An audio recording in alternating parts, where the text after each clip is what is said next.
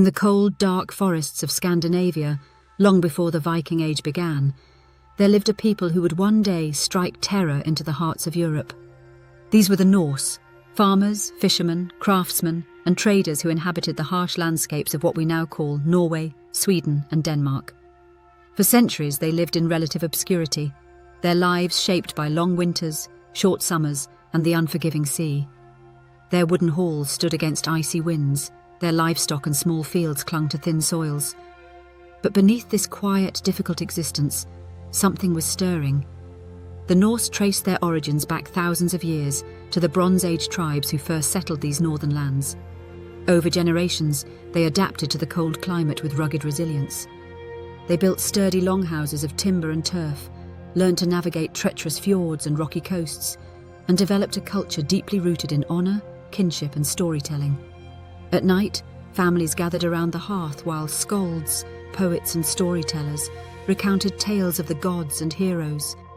They worshipped a powerful pantheon: Odin, the one-eyed god of wisdom, war, and sorcery; Thor, the thunder-wielding protector of gods and humans; Freya, goddess of love and battle; and Loki, the trickster whose schemes often plunged gods and men into chaos. Their mythology was not gentle. It spoke of Ragnarok, a final apocalyptic battle where even the gods would die. In such a worldview, glory in this life mattered more than comfort, and a brave death in battle could earn a warrior a place in Valhalla, Odin's Hall of the Slain. There, they believed, they would feast and fight until the end of the world. By the late 8th century, Scandinavia was changing. Populations grew. Powerful chieftains and regional kings began to consolidate their rule, demanding loyalty and tribute. Land, particularly good farmland, was limited. Younger sons often inherited little or nothing. Ambitious men looked for new ways to gain wealth, status, and followers. At the same time, the Norse had become master shipbuilders. Through centuries of experimentation, they had perfected a vessel that would change history: the longship. The Viking Age is often said to begin in 793 AD, on a windswept island off the coast of Northumbria in England. Lindisfarne was a holy monastery, a place of quiet devotion and fragile manuscripts. On that fateful day, monks glanced out at the sea and saw dark shapes approaching. Long, narrow ships, their prows carved like dragons, their striped sails billowing in the wind. The ships slid onto the shore, and armed men rushed forward. Tall, fierce warriors clad in mail and leather, carrying shields and axes. The attack was swift and brutal. The monks were killed or dragged off as slaves, the monastery's treasures seized, its holy objects desecrated. Then, as quickly as they had come, the raiders vanished back across the sea. The Christian world was shocked. To them, Lindisfarne was a sacred place under God's protection. The idea that pagans from the frozen north could appear from nowhere and destroy it was terrifying. Word spread of these fearsome men, the Vikings. Their greatest weapon was not just their courage or ferocity, but their ships. The longship was a technological marvel, light and flexible, with a shallow draft that allowed it to sail in deep ocean waters or glide into coastal shallows and rivers. Crewed by perhaps 40 to 60 men, it could be rowed or sailed, turned quickly, beached almost anywhere, and portaged over short distances. Put simply, the Vikings could go where others could not. They used this advantage ruthlessly. They didn't only strike monasteries along the coasts. They sailed up the Seine to attack Paris, up the Loire, the Rhine, and other great rivers, thrusting deep into the heart of Europe. In 845, a fleet of perhaps 120 Viking ships sailed up the Seine and laid siege to Paris. The Frankish king Charles the Bald had little choice but to negotiate. He paid them a massive sum of silver to go away, a pattern that would be repeated many times. These payments, known as danegeld, made some Viking leaders fabulously wealthy, further fueling their power and ambition. But the Vikings were more than mere raiders. They were traders and explorers who wove together distant parts of the medieval world. In the east, Swedish Vikings, often called the Varangians or the Rus, pushed down the river systems of what is now Russia and Ukraine. They built fortified trading towns such as Novgorod and later Kiev, linking the Baltic Sea with the Black Sea, and beyond it, the Byzantine Empire. They traded furs, amber, and slaves for silver, silk, and spices, reaching markets as far as Constantinople and even Baghdad. Some of these Norse warriors would serve as the elite Varangian guard for the Byzantine emperors, their loyalty and ferocity prized in foreign courts. In the west, Danish and Norwegian Vikings looked to the British Isles and the North Atlantic. Ireland quickly became a major target. From the 830s, Viking bands established long forts, fortified ship camps along the Irish coast.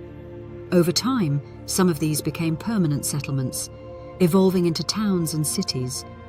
Dublin, founded by Vikings, grew into a bustling trading hub, dealing in slaves, cloth, metalwork, and exotic goods flowing in from across the Viking world. Waterford, Wexford, Cork, and Limerick all bear the imprint of Norse foundations. Here, Norse settlers and Irish locals fought, negotiated, intermarried, and gradually blended cultures. Meanwhile, in England, the Viking impact was even more transformative. Early raids gave way to something new: conquest and settlement. In 865, a massive coalition known as the Great Heathen Army landed in East Anglia. Unlike earlier raiding parties, they came not only for plunder, but for land. Under leaders such as Ivar the Boneless and Halfdan, they swept through Northumbria, East Anglia, and much of Mercia, toppling kings and seizing territory. Only the Kingdom of Wessex, under Alfred the Great, managed to resist. The Vikings carved out the Danelaw in northern and eastern England, a region where their laws, customs, and language took root. Here, thousands of Norse settlers farmed, traded, and lived alongside the Anglo-Saxon population. Place names ending in ha, by, meaning farm or village, and thorp, secondary settlement, still mark these areas today: Derby, Grimsby, Scunthorpe. The English language absorbed countless Norse words: sky, egg, window, knife, husband, law, and even they, them, and their. This was not just a conquest of land, but a fusion of cultures. Alfred the Great did not give up. Through clever military reforms and strategy, he built fortified towns called boors, reorganized his army, and created a navy to challenge Vikings at sea. Over time, his successors, Edward the Elder, Athelstan, and others, pushed back the Danelaw's boundaries. Slowly, a unified England emerged, yet it was an England deeply marked by Norse influence. Across the Channel, Viking power found another permanent foothold. In 911, facing relentless raids, the Frankish king Charles the Simple struck a pragmatic bargain with a Viking leader named Rollo. Rollo and his men would be granted land at the mouth of the Seine on the condition that they defend it from other raiders and convert to Christianity. This territory became Normandy, the land of the Northmen. Over the next century, Rollo's descendants learned French, adopted local customs, and married into the Frankish nobility. But though culturally transformed, they kept the martial spirit of their Viking ancestors. In 1066, that spirit would reshape England once again.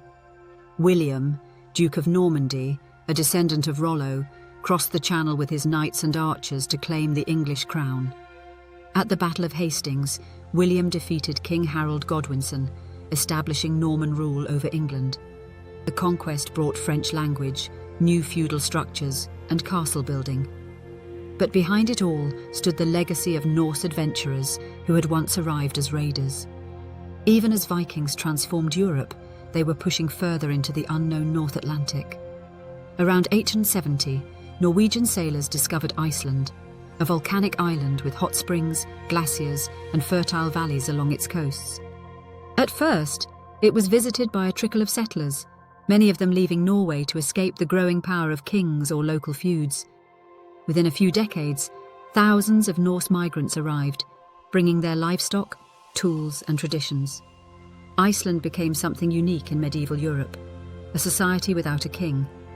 Power rested with chieftains, but law and justice were administered through the Althing, a national assembly where free men could gather to settle disputes, make laws, and hear judgments. It was both a legal court and a great social and political gathering. Over time, the Icelanders recorded their histories and legends in writing, the sagas.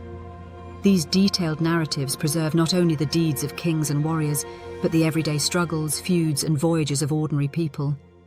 Through them, we glimpse the mindset of the Viking world more clearly than almost any other medieval culture. For some, even Iceland was not far enough. Around 982, a fiery-tempered chieftain named Eric the Red was exiled from Iceland for committing murder.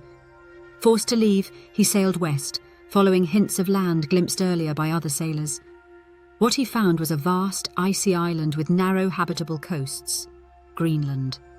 Hoping to attract settlers, he named it optimistically. The name worked, as did tales of available land. By the year 1000, Greenland held two main Norse settlements, the eastern and western settlements, where hardy farmers grazed cattle and sheep, hunted seals and walrus, and traded ivory and furs back to Europe. Yet even Greenland was not the limit. Tales circulated of lands still farther west, rich with timber and wild grapes. Eric's son, Leif Erikson, led an expedition that followed the North Atlantic stepping stones, from Greenland to Baffin Island, then to Labrador, and finally to a place he called Vinland.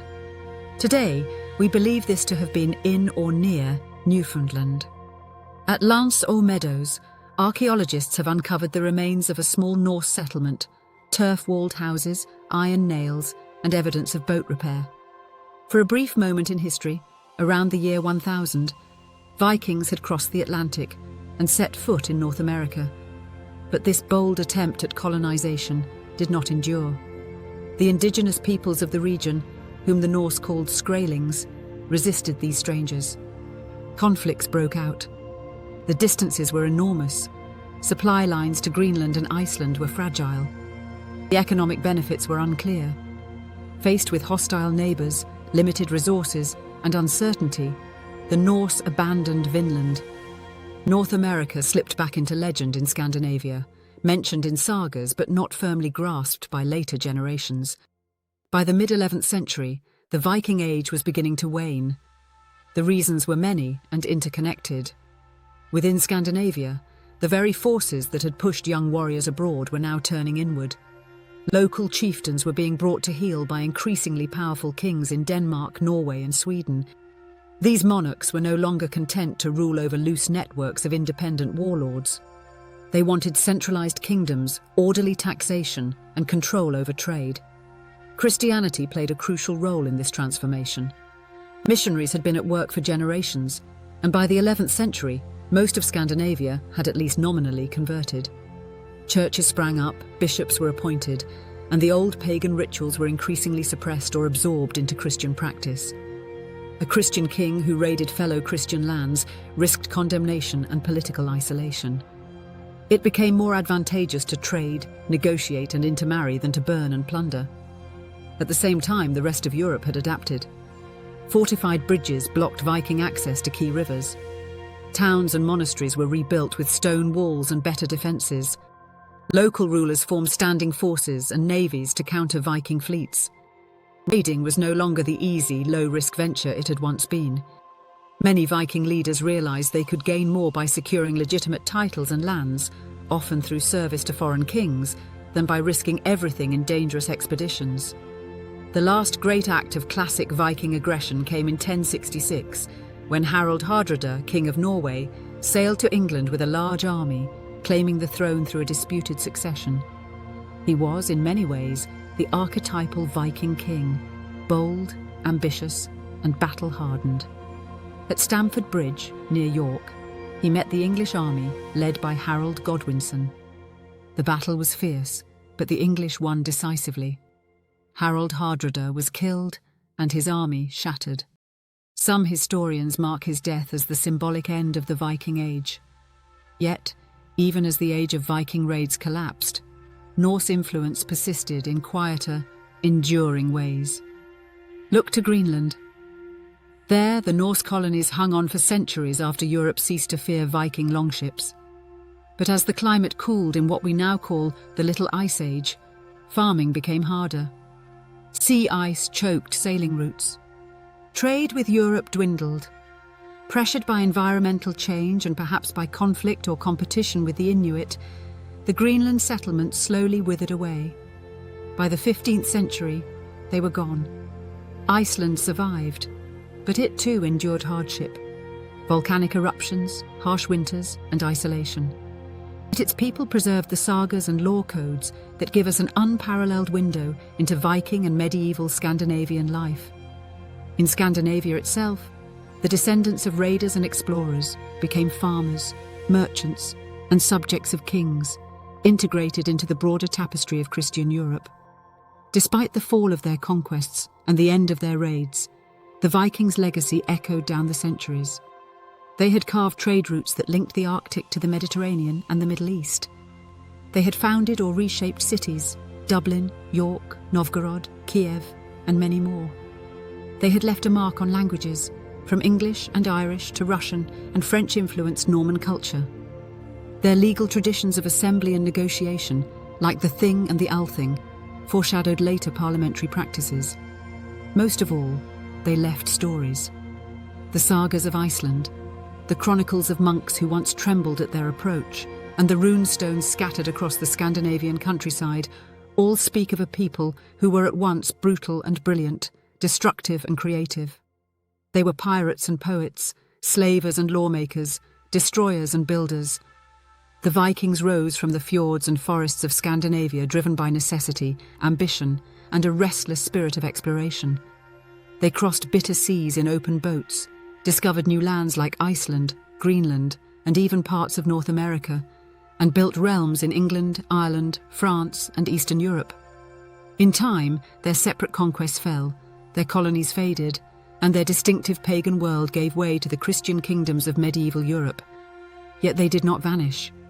They were absorbed, transformed, and remembered.